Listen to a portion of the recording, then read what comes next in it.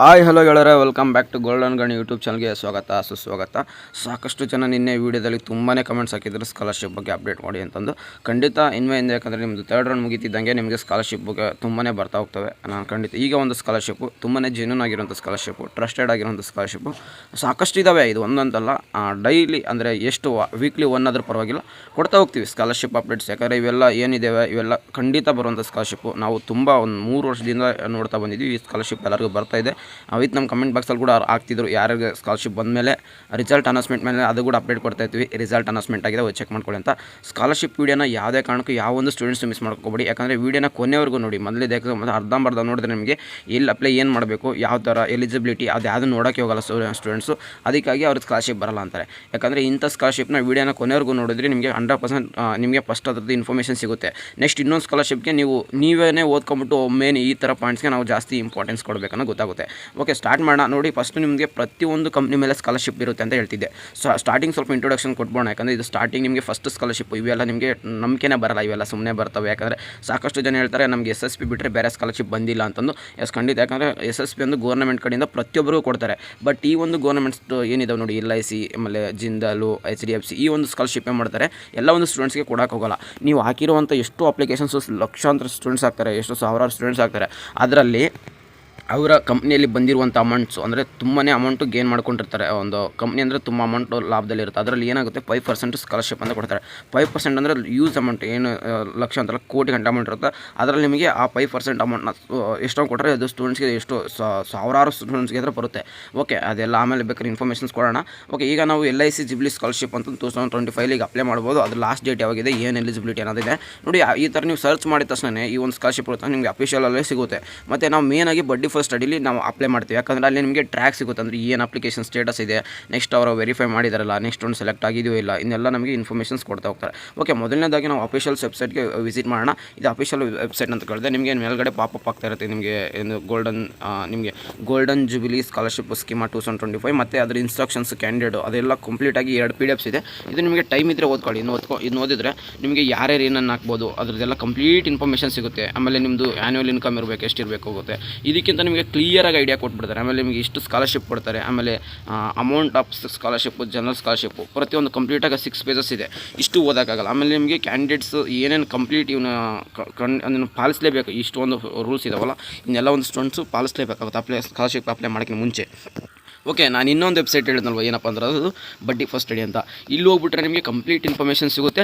ಇದರಲ್ಲಿ ಏನಾದರೂ ಹೋಗಿ ನೀವು ಅಪ್ಲೈ ಮಾಡಿದ್ರೆ ನಿಮಗೆ ಕಂಪ್ಲೀಟ್ ಅದು ಒಂದು ಸ್ಟೇಟಸ್ ಅಂದರೆ ಅಪ್ಲಿಕೇಶನ್ ಹಾಕಿರೋ ನೀವು ಅಫಿಷಿಯಲ್ ಹಾಕ್ಬಿಟ್ರೆ ಅದು ಏನಾಗಿದೆ, ನೆಕ್ಸ್ಟ್ ಒಂದು ಸೆಲೆಕ್ಟ್ ಆಗಿದೆ ಅದೆಲ್ಲ ನಿಮಗೆ ಗೊತ್ತಾಗುತ್ತೆ. ಬಟ್ ಆದರೂ ನಿಮಗೆ ಇದರಲ್ಲಿರುವಂಥ ಕ್ಲಿಯರ್ ವಿಜುವಲೈಸೇಷನ್ಸ್ ಅದರಲ್ಲಿ ಸಿಗೋಲ್ಲ. ನೀವು ಅದರಲ್ಲಾದರೆ ಅಪ್ಲೈ ಮಾಡ್ಬೋದು. ಇಲ್ಲಿಂದನೂ ಕೂಡ ಡೈರೆಕ್ಟ್ ನೀವು ಅದಕ್ಕೆ ಲಿಂಕ್ ಹಾಕ್ತೀರಾ.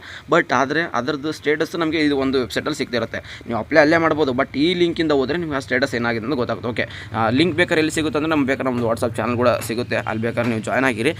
ವಾಟ್ಸಪ್ ಚಾನಲ್ ಲಿಂಕ್ ಬೇಕಾದ್ರೆ ನಮ್ಮ ಒಂದು ಕಮೆಂಟ್ ಬಾಕ್ಸಲ್ಲಿ ಲಿಂಕ್ ಕಮೆಂಟ್ನಲ್ಲಿ ಪಿನ್ ಮಾಡಿರ್ತೀನಿ, ಹೋಗಿ ಜಾಯ್ನ್ ಆಗಿ. ನಿಮಗೆ ಅಲ್ಲಿ ಪ್ರತಿಯೊಂದು ಸ್ಕಾಲರ್ಶಿಪ್ಪು ಮುಂಬರೋ ದಿನಗಳಲ್ಲಿ ಖಂಡಿತ ನಿಮಗೆ ಕೊಡ್ತಾ ಇರ್ತೀವಿ. ಓಕೆ, ಈಗ ನೀವು ಏನೋ ಸ್ಕಾಲರ್ಶಿಪ್ ಅಂತ ಕೊಡಿದ್ವಿ. ನೀವು ಎಲಿಜಿಬಿಲಿಟಿ ಬಂದ್ಬಿಟ್ಟು ನೀವು 10th ಸ್ಟ್ಯಾಂಡರ್ಡ್ ಆಗಿರ್ಬೋದು, 12th ಸ್ಟ್ಯಾಂಡರ್ಡ್ ಇರ್ಬೋದು, ಈಗಿರುವಂಥ ಯಾವುದೇ ಒಂದು ಡಿಗ್ರಿ ಆಗಿರ್ಬೋದು. ಎಕ್ಸಾಂಪಲ್ MBBS, ಆಮೇಲೆ BE ಈ ಥರ ಒಂದು ಸ್ಟೂಡೆಂಟ್ಸ್ಗೆ ಫಸ್ಟ್ ಆಫ್ ಆಲ್ ನೀವು ಇಂಡಿಯನ್ಸ್ ಆಗಿರಬೇಕಾಗುತ್ತೆ. ಓಕೆ, ಇದೆಲ್ಲ ಬಿಟ್ಟು ನಾವು ಡೈರೆಕ್ಟಾಗಿ ಎಲಿಜಿಬಿಲಿಟಿಗೆ ಹೋಗೋಣ. ಎಲಿಜಿಬಿಲಿಟಿ ನೋಡಿ ಇಂಪಾರ್ಟೆಂಟು. ನೀವು ಏನಾಗಬೇಕಂತ ಹೇಳಿದೆ ನಾನು 10th or 12th ಅದ ಆಗಿರಬೇಕು, ಪಾಸ್ ಆಗಿರಬೇಕಾಗಿರುತ್ತೆ.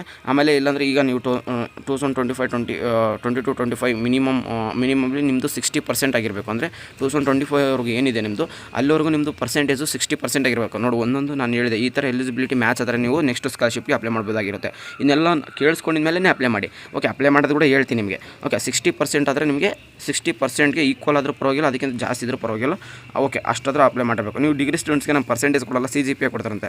ನಿಮ್ಗೆ ಅದರಲ್ಲಿ 6 CGPA ಆದರೆ ಆಗಿರಬೇಕಾಗುತ್ತೆ. ಓಕೆ, ಈಗ ನೀವು pursuing higher educations first year in the field of graduations, vacations, diploma course, integrated courses, government ಈ ಥರ ಏನಾದಿದ್ರೆ ನಿಮಗೆ ನಿಮ್ಮದು ಈ ಥರ ಒಂದು ಕಾಲೇಜಲ್ಲಿ ನೀವು ಒಂದು ಹೈಯರ್ ಎಜುಕೇಷನ್ ಸೀಟ್ ತೊಗೊಳ್ಬೇಕಂದ್ರೆ ನೀವು ರೆಕಗ್ನೈಸ್ಡ್ ಕಾಲೇಜು ಇಲ್ಲಾಂದರೆ ಇನ್ಸ್ಟಿಟ್ಯೂಷನ್ಸಲ್ಲಿ ನೀವು ಒಂದು ಸೀಟ್ನದ ಪಡ್ಕೊಂಡಿರಬೇಕಾಗುತ್ತೆ. ಓಕೆ, ಲಾಸ್ಟಲ್ಲಿ ನಿಮಗೆ ಇನ್ನೊಂದು main important, have a an annual parents or guardian income not more than 4.5 lakh ಅಂದರೆ ನಿಮ್ಮದು 4.5 ಲ್ಯಾಕ್ ಅಂದರೆ 4.5 ಲಕ್ಷಕ್ಕಿಂತ ನೀವು ಯಾವುದೇ ಕಾರಣದ್ದು ನಿಮ್ಮದು ಆ್ಯನ್ಯುವಲ್ ಇನ್ಕಮು ಇರಬಾರ್ದು. ಓಕೆನಾ, ಎಲ್ಲ ಒಂದು ರೀಸನ್ಸಿಂದ ನಿಮ್ಮದು ಏನು ಇನ್ಕಮ್ ಸರ್ಟಿಫಿಕೇಟ್ ಇರುತ್ತೆ ನೀವು ಅಲ್ಲಿ ಅಷ್ಟೊಂದು ಇರಲ್ಲ, ಅದಕ್ಕಿಂತ ಎಲ್ಲರೂ ಕೆಳಗಡೆ ಇರುತ್ತೆ ಅಂತ ಅಂದ್ಕೊಂಡಿದ್ದೀನಿ. ಯಾಕೆ ಇನ್ಕಮ್ ಸರ್ಟಿಫಿಕೇಟು ಅದ್ರ ಮೇಲ್ಗಡೆ ಯಾರ್ದು ಇರುತ್ತೆ ಅವ್ರು ನೀವು ಅಪ್ಲೈ ಮಾಡೋಕ್ಕಾಗಲ್ಲ. ಅಪ್ಲೈ ಮಾಡಿದ್ರು ಕೂಡ ರಿಜೆಕ್ಟ್ ಆಗುತ್ತೆ. ಓಕೆ, ಅವ್ರು ಯಾರು ಅಪ್ಲೈ ಮಾಡೋಕೋಬೇಡಿ. 4.5 ಲ್ಯಾಕ್ ಅಂತ ಯಾರ್ದು ಬಿಲೋ ಇದೆ ನಿಮ್ಮದು ಆ್ಯನ್ಯುವಲ್ಲು ಅದನ್ನ ಎಲ್ಲರೂ ಅವಾಗ ಅಪ್ಲೈ ಮಾಡ್ಬೋದು. ಓಕೆ, ಸ್ಕಾಲರ್ಶಿಪ್ಪು ಫಾರ್ ಗರ್ಲ್ಸ್ಗೆ ಇದು ನಮಗೆ ಜಾಸ್ತಿ ನಿಮಗೆ ಪ್ರಿಫರೆನ್ಸ್ ಕೊಡ್ತಿರ್ತಾರೆ. ನೀವು ಕೂಡ ಸೇಮ್ ಅದೇ ಏನಿದೆ ಅದೇ ಇದೆ ಇಲ್ಲಿ ಕೂಡ. ನೆಕ್ಸ್ಟ್ ನೋಟ್ ಏನಿದೆ ನೋಡಿ, ಇದನ್ನು ಇಂಪಾರ್ಟೆಂಟ್ ನೆನ್ಪಿಟ್ಕೊಳ್ಳಿ.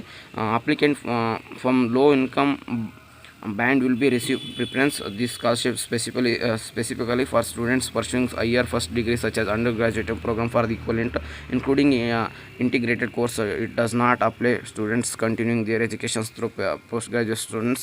Annual income limited ಅದನ್ನೇ ನಿಮಗೆ ಕೊಟ್ಟಿದ್ದಾರೆ. ನಿಮಗೆ ಎಲ್ಲ ಒಂದು ಸ್ಟೂಡೆಂಟ್ಸ್ಗೋಸ್ಕರ ಕೊಟ್ಟಿದ್ದೀವಿ ಅಂತ ಹೇಳ್ತಿದ್ದಾರೆ.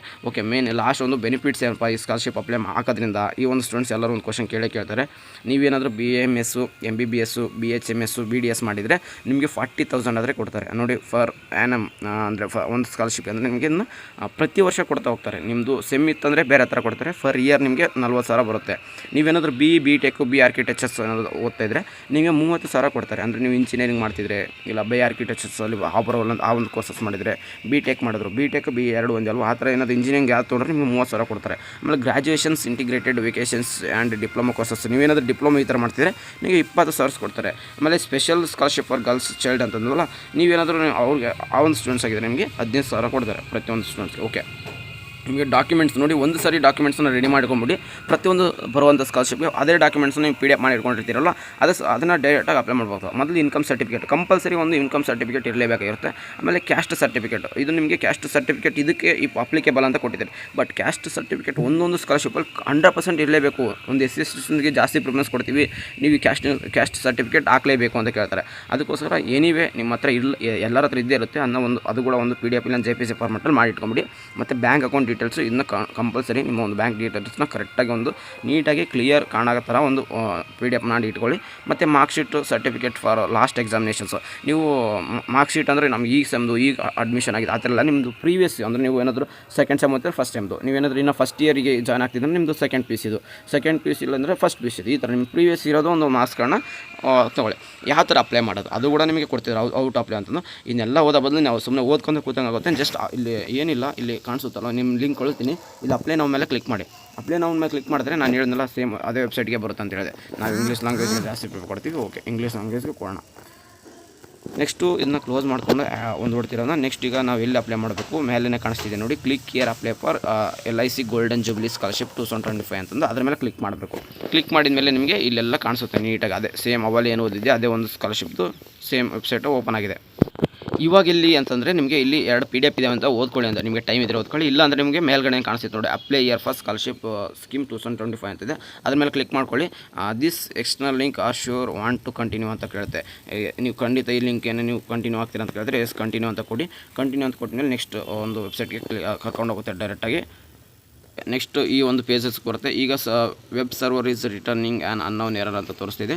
ವೆಬ್ಸೈಟ್ ಒಂದೇ ಸರಿ ಸರ್ವರ್ ಬಿಸಿ ಆದಾಗಿಂದ ಈ ಥರ ಬರ್ತಾ ಇರುತ್ತೆ. ವೇಟ್ ಮಾಡಿ, ಅಂದರೆ ಇದು ಖಂಡಿತ ಸ್ಕಾಲರ್ಶಿಪ್. ಇದಕ್ಕೆ ಲಾಸ್ಟ್ ಡೇಟ್ ಎಷ್ಟಿದೆ ಅಂತ ಕೇಳ್ಬೋದು, ನೀವು ಅದನ್ನು ಕೇಳ್ಬೋದಲ್ವಾ. ಕಾಣಿಸ್ಬೋದು ಇಲ್ಲಿ ನಿಮಗೆ ಡೆಡ್ಲೈನ್ ಬಂದು ಸೆಪ್ಟೆಂಬರ್ 22. ಅಂದರೆ ಇವತ್ತು ನಿಮಗೆ ಆಲ್ರೆಡಿ ನಾನು ವೀಡಿಯೋ ಮಾಡ್ತಿದ್ದೀನಿ. ಇನ್ನೂ ಒಂದು 10 ಡೇಸ್ ಇದೆ. 10 ಡೇಸಲ್ಲಿ ನಿಮಗೆ ವೆಬ್ಸೈಟನ್ನು ಖಂಡಿತ ಸರಿ ಹೋಗುತ್ತೆ. ಯಾಕಂದರೆ ಸಾಕಷ್ಟು ಜನ ಆಮೇಲೆ ಕಮೆಂಟ್ ಬಾಕ್ಸಲ್ಲಿ ಸಡನ್ ಆಗಿಬಿಡ್ತಾರೆ, ವೆಬ್ಸೈಟ್ ಓಪನ್ ಆಗ್ತಿಲ್ಲ, ಎರರು 505 ಎರರು 404 ಈ ಥರ ಆಗ್ತೀರಾ. ವೆಬ್ಸೈಟ್ ಎಲ್ಲರಿಗೂ ಇದನ್ನ ಮೇಂಟೈನ್ ಮಾಡೋದು ಸ್ವಲ್ಪ LIC ಅವ್ರಿಗೆ ಕಷ್ಟ. ಸಾಕಷ್ಟು ಸ್ಟೂಡೆಂಟ್ಸ್ ಅಪ್ಲೈ ಮಾಡ್ತಿರ್ತೀರ, ಮತ್ತು ಅವ್ರದ್ದು ಕೂಡ ತುಂಬಾ ಟ್ರಾನ್ಸಾಕ್ಷನ್ಸ್ ನಡೀತಾ ಇರುತ್ತೆ ಅದ್ರ ಇದರಿಂದ. ಓಕೆ, ಇನ್ನೂ ನೀವು ಏನು ಈ ವಿಡಿಯೋ ನೋಡಿದಾಗ ನಂದು ವೆಬ್ಸೈಟ್ ಬಿಸಿ ಇದೆ, ನೀವು ಮತ್ತೆ ಟ್ರೈ ಮಾಡಿ, ಖಂಡಿತ ನಿಮಗೆ ವೆಬ್ಸೈಟನ್ನು ಸರಿ ಹೋಗುತ್ತೆ. ನಿಮಗೆ ಇನ್ನೂ ಎಷ್ಟೋ 22 ಸೆಪ್ಟೆಂಬರ್ ಲಾಸ್ಟ್ ಡೇಟ್ ಇದೆ. ಅಷ್ಟೊಂದು ನೀವು ಅಪ್ಲೈ ಮಾಡಿ ನಿಮ್ಮದು ಅದೇ ಪರ್ ಆ್ಯನ್ಯುವಲ್ ಇನ್ಕಮ್ ನೆನ್ಪಿಟ್ಕೊಳ್ಳಿ. ನಿಮಗೆ ಏನಿದ್ರು 4.5 ಲ್ಯಾಕ್ ವರೆಗೆ ಇರಬೇಕು. MBBS ಸ್ಟೂಡೆಂಟ್ಸ್ ಆದರೆ 40,000 ಬರುತ್ತೆ, ಇಂಜಿನಿಯರ್ ಸ್ಟೂಡೆಂಟ್ಸ್ ಆದರೆ 30,000 ಬರುತ್ತೆ. ನೀವು ಅಂದರೆ ನಾನು ಜಸ್ಟ್ ಎಕ್ಸಾಂಪಲ್ ಹೇಳ್ತೀನಿ, ಮತ್ತು ಅದರೊಳಗಡೆ ತುಂಬ ಕೋರ್ಸಸ್ ಇದ್ದಾವೆ. ಮತ್ತು ನೀವೇನಾದರೂ ಡಿಪ್ಲೊಮಾ ಸ್ಟೂಡೆಂಟ್ಸ್ ಆದರೆ ನಿಮ್ಗೆ ಕೂಡ 15,000 ಆದರೂ ಬರುತ್ತೆ. ಈ ಥರ ತುಂಬ ಸ್ಕಾಲರ್ಶಿಪ್ ಬರ್ತಾ ಇರುತ್ತೆ. ನೀವು ನಮ್ಮ ಒಂದು ಇದೆ ಏನು ಬಡ್ಡಿ ಫಸ್ಟ್ ಸ್ಟಡಿ ನಾವು ಕ್ಲಿಕ್ ಮಾಡ್ತಾ ಹೋದರೆ ತುಂಬಾ ಸಾಕಷ್ಟು ಸ್ಕಾಲರ್ಶಿಪ್ ಬರ್ತಿರುತ್ತೆ. ಮುಂಬರೋ ದಿನಗಳಲ್ಲಿ ಇವು ಹೆಂಗೆ ಇದು ರಿಸಲ್ಟ್ ಹೆಂಗೆ ಚೆಕ್ ಮಾಡೋದು ಎಲ್ಲನೂ ಹೇಳ್ಕೊಡ್ತೀನಿ ನಿಮಗೆ. ಯಾಕಂದರೆ ಚಾನಲ್ ಫಸ್ಟ್ ಟೈಮ್ ಬಂದಿದ್ದೀರಾ, ಸ್ಕಾಲರ್ಶಿಪ್ ಯಾವ ಥರ ಅಪ್ಲೈ ಮಾಡೋದು ಅನ್ನೋದು ಈಗ ಒಂದು ಗೊತ್ತಾಗಿದೆ. ಅದನ್ನ ಯಾವ ಥರ ರಿಸಲ್ಟ್ ಚೆಕ್ ಮಾಡೋದು, ಯಾವ ಥರ ಬರುತ್ತೆ ಎಲ್ಲ ಕಂಟಿನ್ಯೂಸ್ ಅಪ್ಡೇಟ್ ಕೊಡ್ತಾ ಇರ್ತೀವಿ. ಅದಕ್ಕೋಸ್ಕರ ಚಾನಲ್ಗೆ ಸಬ್ಸ್ಕ್ರೈಬ್ ಆಗಿ ನೋಟಿಫಿಕೇಷನ್ಸ್ ಆನ್ ಮಾಡ್ಕೊಳ್ಳಿ. ಬಿಟ್ಟಿದ ತಕ್ಷಣ ನೀವು ಅಪ್ಲೈ ಆದರೆ ಮಾಡಿಕೊಂಡು ನೀವು ಸ್ಕಾಲರ್ಶಿಪ್ನ ತೊಗೋಬೋದು. ಯಾರು ನೀವು ನಮ್ಮ ವೀಡಿಯೋ ನೋಡ್ಕೊಂಡು ಒಂದು 10 ಸ್ಕಾಲರ್ಶಿಪ್ ಅಪ್ಲೈ ಮಾಡ್ರೆ 10ರಲ್ಲಿ ಒಂದಾದ್ರೂ ಖಂಡಿತ ಬಂದೇ ಬರುತ್ತೆ ಅಂತ ನಾನು ಹೇಳ್ತೀನಿ. ಐ ಹೋಪ್ ಎಲ್ಲರಿಗೂ ಒಳ್ಳೆಯದಾಗಲಿ ಅಂತ ಅನ್ಕೊಂಡು ವೀಡಿಯೋನ ಇಲ್ಲವ್ರಿಗೆ ಎಂಡ್ ಮಾಡೋಣ. ವೀಡಿಯೋ ನೋಡಿದರೆ ಥ್ಯಾಂಕ್ ಯು ಸೊ ಮಚ್. ಸಿಗೋಣ ಗಾಯ್ಸ್ ನೆಕ್ಸ್ಟ್ ಅಷ್ಟಕ್ಕೆ ಎಲ್ಲ ಟಾಟಾ ಬಾಯ್.